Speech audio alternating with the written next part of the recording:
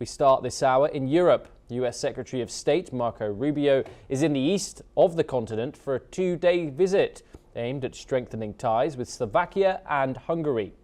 He met with Slovak President Peter Pellegrini and Prime Minister Robert Fico in Bratislava today, discussing energy cooperation and NATO commitments.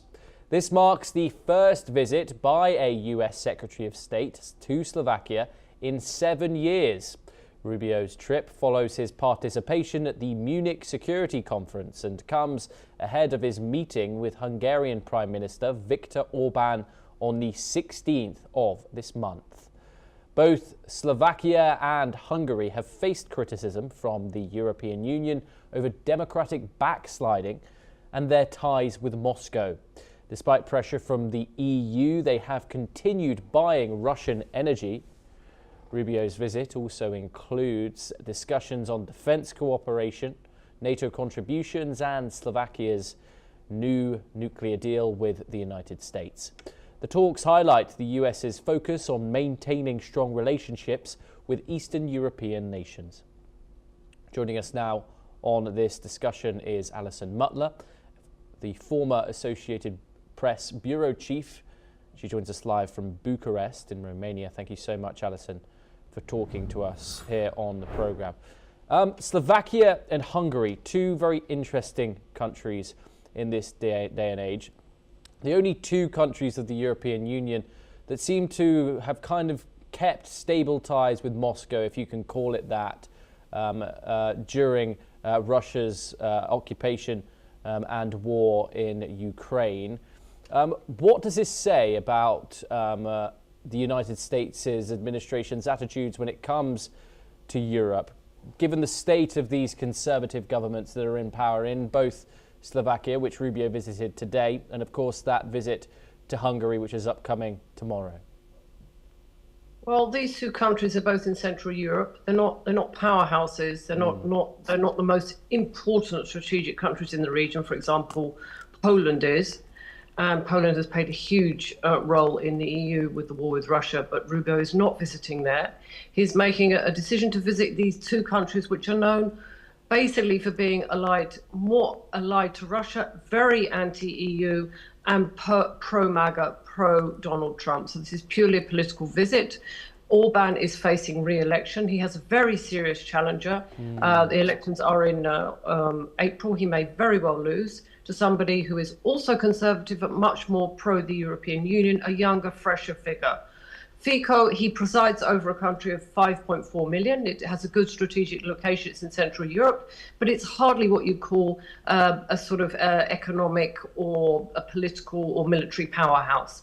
What Fico has become known for is his opposition to the EU, more pro-Russia leaning and anti-Ukraine. So that is what Rubio is doing. He's visiting the two countries in Central Europe which are more pro-Russia and anti-Ukraine and anti-the EU. So they're on the same page politically, generally speaking, not entirely, as Donald Trump. So it's a political visit. It's not about strategics or really finding a solution in Ukraine.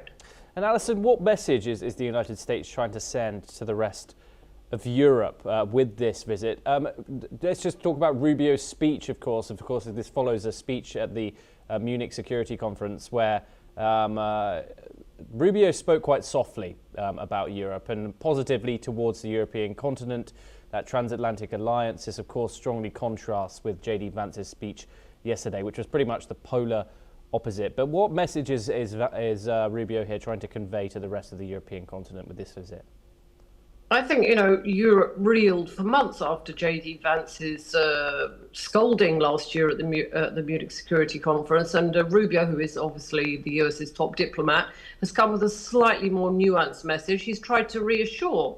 And he's saying, we share civilizational values with the EU, but we're concerned about migration, et cetera, which actually is more of a problem in the US than it is in Europe. Europe has taken steps individually, countries have taken steps to crack down on irregular migration. So he's basically, what I think he's saying is we don't want to break friends with Europe. We'd like Europe to be more like us.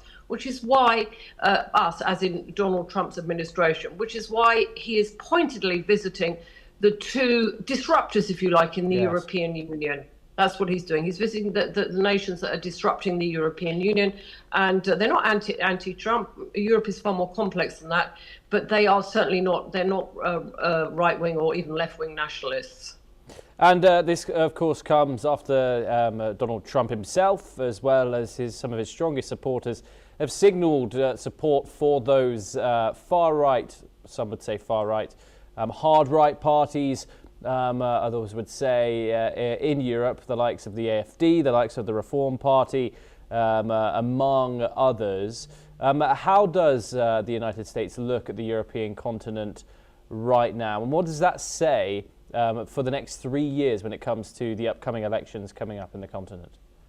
Well, basically, Trump wants to bring Europe to heel. He wants the very many countries in Europe, the 27 in the European Union, and then, of course, there's Britain, which is not in the European Union, but it's a strong ally and member of NATO. He wants them to be on the same page. He wants docile European partners. And that is why Hungary and Slovakia are being rewarded with this visit from the US's top diplomat, Marco Rubio.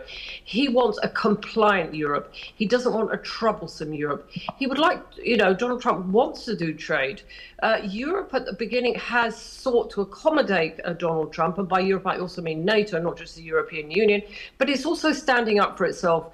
The European Union concluded deals with South America and with India recently, and it's seeking to assert itself, for example, over Greenland, which Donald Trump backed off with to some extent. He no longer had this belligerent language that he would take it by force if needed, perhaps. So Europe is standing firm, and I think most of Europe, and trying to establish its own geopolitical identity and create partnerships with other parts of the world, as in with India and South America, and remain in partnership with the United States, but not be dictated to. And it seems to me at the moment, through Rubio at least, Trump is trying a slightly more softly approach than the Vance, which was like a bull in a china shop last year. Alison, stay with us once again as we move to further updates coming out of the European continent. US Secretary of State